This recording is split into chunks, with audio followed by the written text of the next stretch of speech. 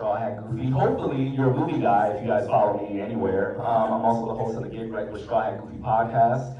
And I love movies. It's literally my whole life. I love talking about them. I love connecting with people about them. And usually what I love to do is watch a movie at the theater and then go in the parking lot with my friends and we just chop it up, right? We just chop it up about it. But it's not so often you actually get to chop it up with the people who actually made the movie, and that's exactly what we're going to do here tonight.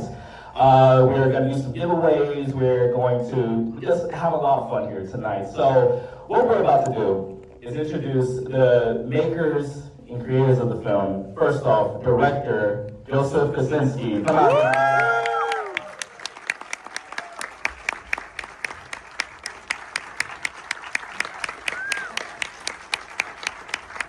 Next up, we have the actors. We have Kerry Condon.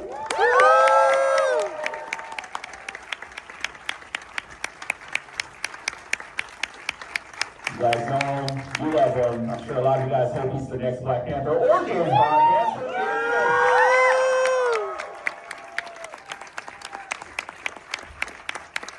Please do not ask him about that role. I got you. And last but certainly not least, if you even have a heartbeat, you've probably seen a movie that he's been a part of. He is a legend producer of F1. Everyone please welcome Jerry Bruckheimer.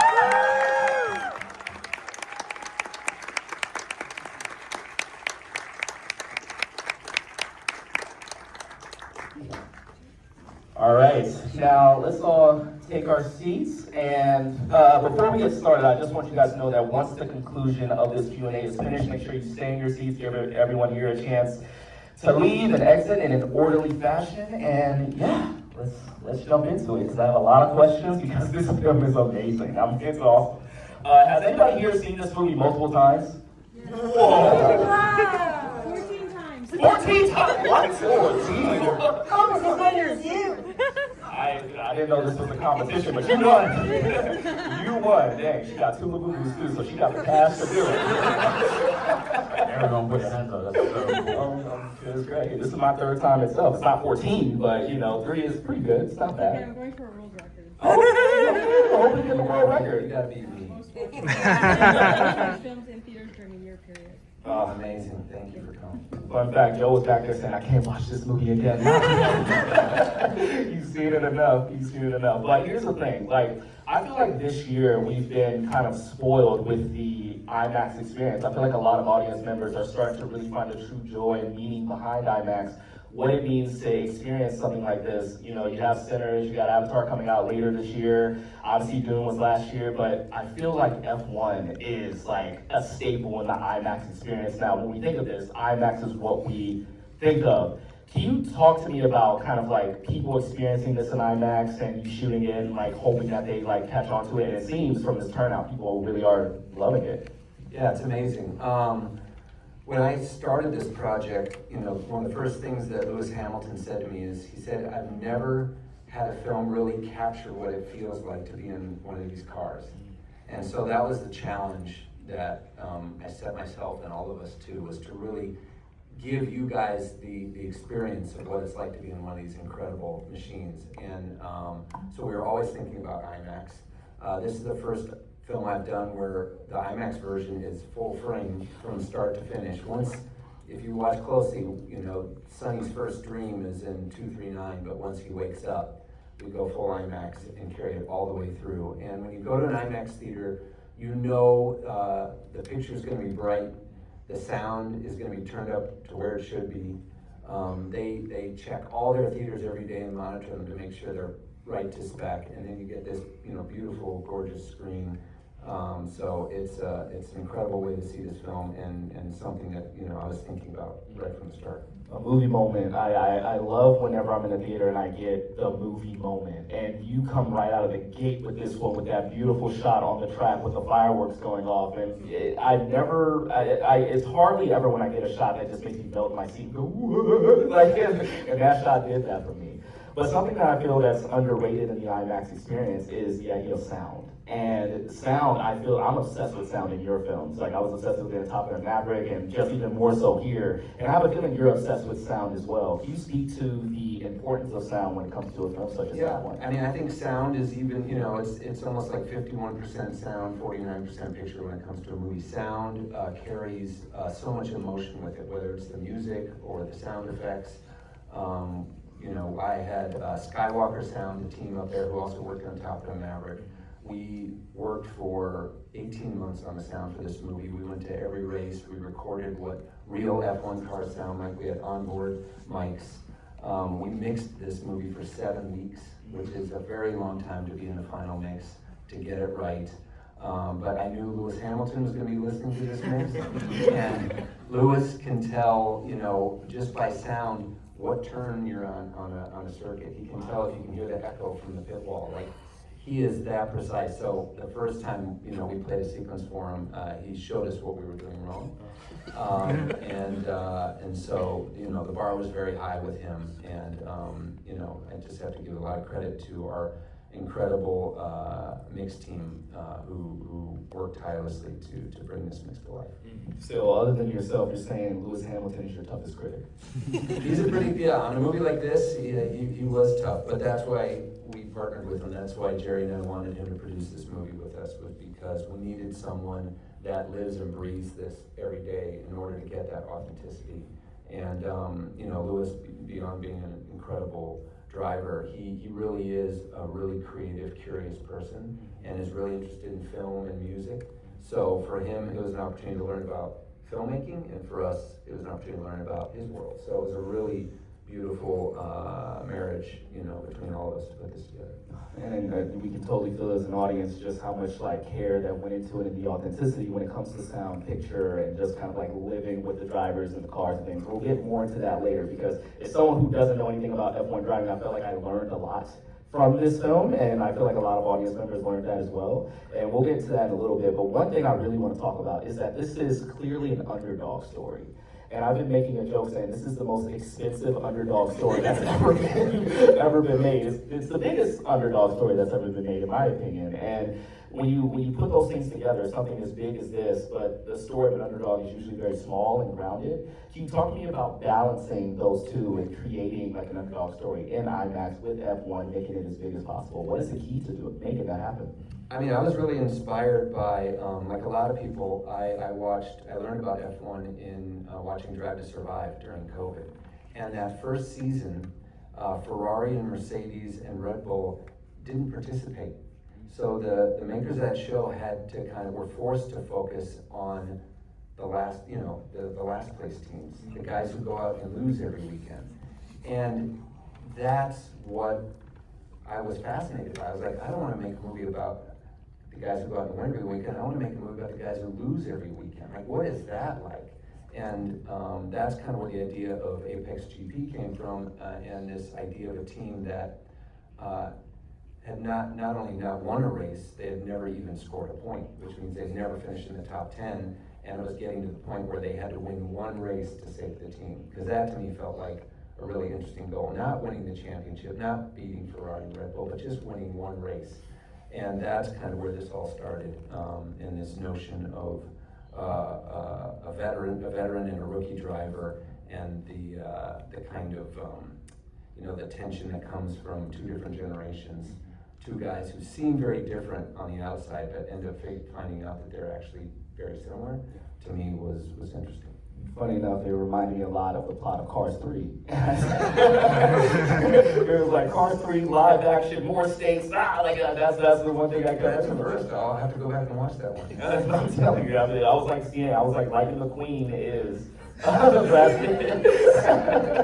Except it kind of happens in the reverse. Cruz Ramirez is Damson Idris, and in this movie, Damson kind of gives up the lead in order to have Brad have his moment, where Lightning gives up his moment to have.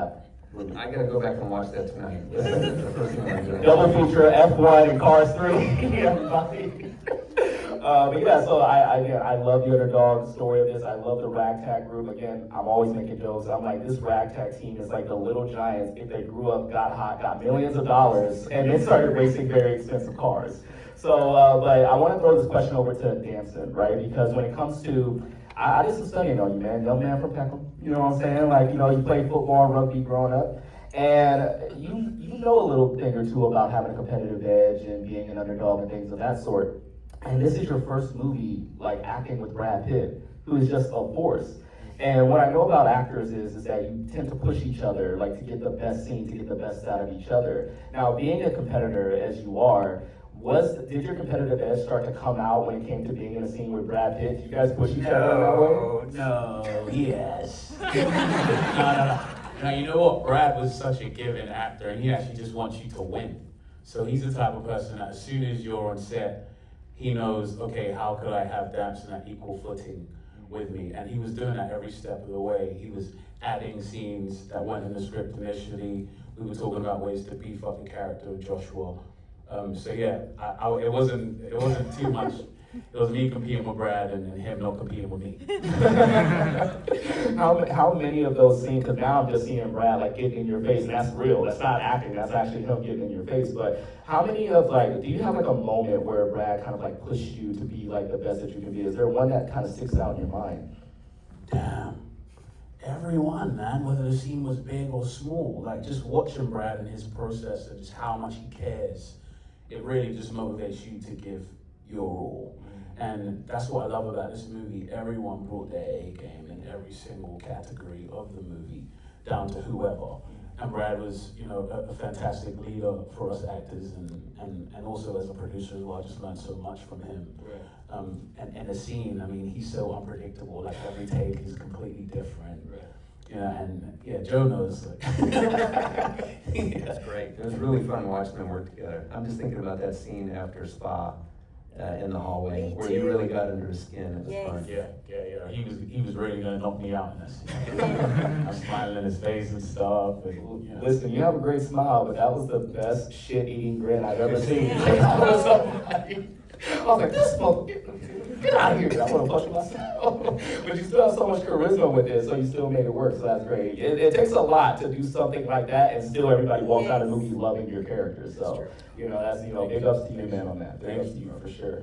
I want to move this over to Kerry. So again, I mentioned that, like, you know, going into this film for the first time, I didn't really know a lot about F1 racing, right? Not really a big car guy. Like, if I saw a Nissan on the street, I won't know it's a Nissan.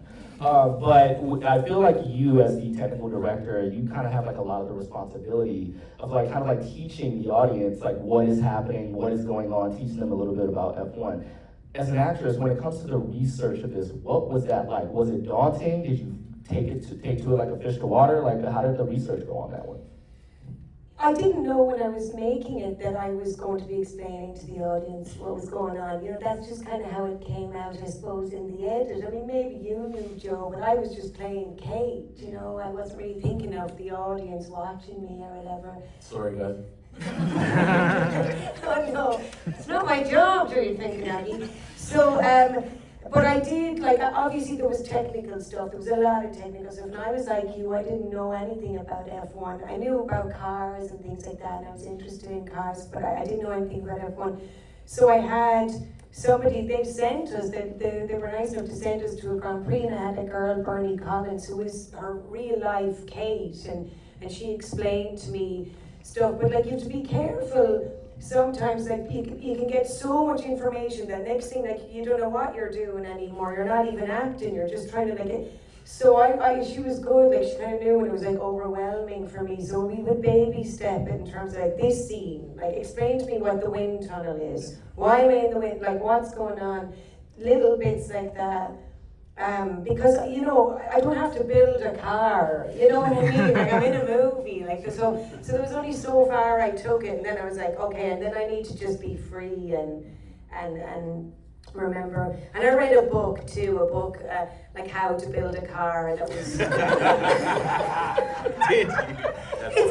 It's a really great book. It is a really great book. We have 2 reading reviews right here. It's a great book. Adrian Newey is Yes. the engineer, and he wrote Wrote a a book called How to book. Build a a car about F1. Big heavy book. I was lugging it I was everywhere. very impressed that you read it. At least you were carrying it around. I didn't know if you were actually reading it. It was You were showing off a little bit, putting a big It's book. the hardback as well, yeah. So yeah, that's what I did, and then, you know, just the words, making them sound like I say them 1,000,000 times a day, you know, that the words are so familiar, like, that they would sound like somebody saying them all the time, little things like that. Okay, so if someone was to ask you a little bit, you can like basically have surface level conversations. It's almost like getting fluent in the language, right? Where you kind of like know a little bit of what she's saying. I'm gauging him. He's shady. He's about to catch I know. Just get ready for And I'm gonna be I mad. told you, I don't know anything about F1 at all. I just know what you taught me 5 seconds ago, so you're good. When somebody else would try and explain things to me, honest to God, I just would be like, like what? And then I was like, basically it's the wind going over the car. That's basically what we're talking about, and how that happens quick. That was basically all I learned. Right, okay. So I really want to know, because now I want to open this up to the group, like what was the most surprising thing you found out about F1 when it came to making this movie? Because I found out there was a lot of things, like the whole idea of combat. I was like, combat in racing, that sounds highly dangerous. I wouldn't want to do that. And it just kind of speaks to just how much of a high stakes sport it is. What was some of the most surprising revelations you got when it came to learning about F1? Well, I think that it's the only sport in the world where your teammate is your competitor, which is unusual. And there's only 10 teams, 2 drivers to each team. And these are the best drivers in the world. And they start when they're 5, 6 years old in go-karting. And then if they're really talented, by 11 or 12, they go to usually Italy, where there's a big competition, and you move yourself up from F4, F3, F2, and finally if you're good enough to F1. But the way they pick these drivers is, first of all, they represent a brand. Second of all, they have to be a phenomenal driver, they have to be charismatic, and they have to be good looking. No! Check. That's why they hired me. Oh my God! That's what the check was for. Really? So I can't get behind an F1 is what you're saying. Sorry, Strahad, you can't drive. The traveling was new, was something I was like, oh, because we followed the circuit, but not all of the circuit. And it was a lot, like it was a lot to all those time zones and just the traveling, and then that kind of blew my mind. It was like, they're traveling for like 9, 10 months of the year, and then they get off the plane and they have to go and win, you know, and then pack up and go and do it again. And that to me, I was like, God, it's kind of harder than it looks, you know. It's more grueling than it looks, I think. You know, I can feel it. Watching like Brad and Damson work out, I was like, there's a lot that goes in, you know. And I bet you initially people think that, you know, driving just involves sitting in the car and having like excellent timing, but there's a lot of physical toll that it takes on the body as well. And I think like those training montages, I whispered in your ear over there, I said, you're Rocky, baby. Like, you're basically Rocky doing all these training montages. And it was just so like eye-opening to see that. And that was kind of the biggest revelation for me watching this film, right? How much preparation, not just like mentally, but just physically you have to be in order to get behind that wheel. In terms of, I want to throw this question over to Jerry now because, you know, we've talked about how much you're a legend, like you've directed many films, you've produced many films, but I want to know from you, like, what makes F1 different from any other film that you've kind of like been a part of? It's always the emotion. It's to create that internal emotion that we can give you a ride through this movie. And when you have a director like Joe who understands that, and he's a visual artist, and he brings all these characters to life, and we give you this phenomenal character ride. We spend time with each character, tell you who they are, what they're about, and their journey. And the fact, what they have to go through to complete that journey. And that's the emotion of this movie. And the reason this movie's become such a big hit, besides the fact that we have phenomenal actors, it's a terrific story, and a great director, it's we move the audience. We transport them from one place to another. And that's why I love this business. I love being here in this theater, watching you enjoy this, where all these people work so hard to bring this to you. Over 2 years, this movie took over 2 years to make, because we had 2 strikes, the writers went out and the actors went out. So we had to go to all these tracks twice around the world. They gave up their careers, and Brad and Damson, because Joe wanted them to be actually driving these cars. They spent 4 months learning how to drive these cars. It looks easy.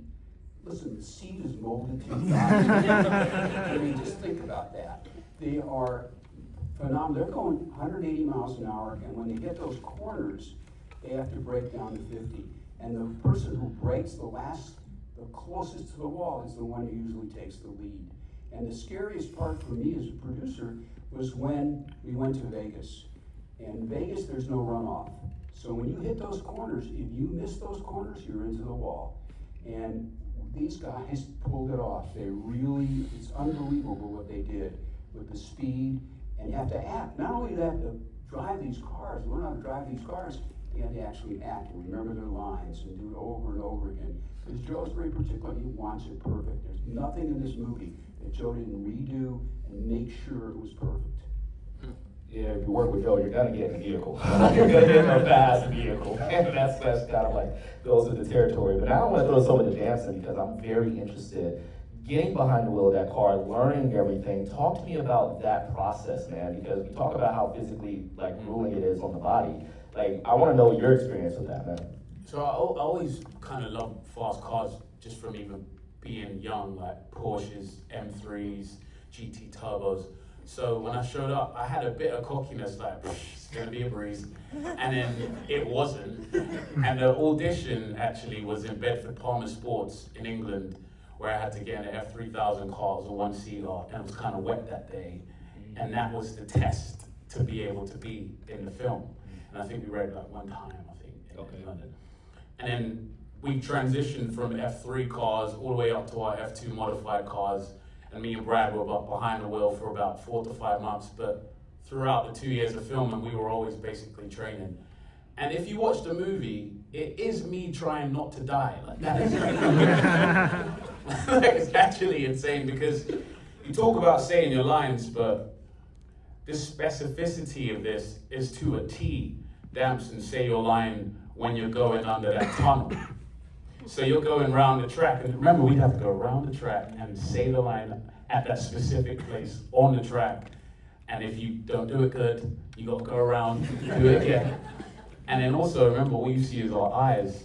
So, so you can say the line, and it's just the eyes, and I'm like, yeah, plan C is for chaos. Nothing's happening.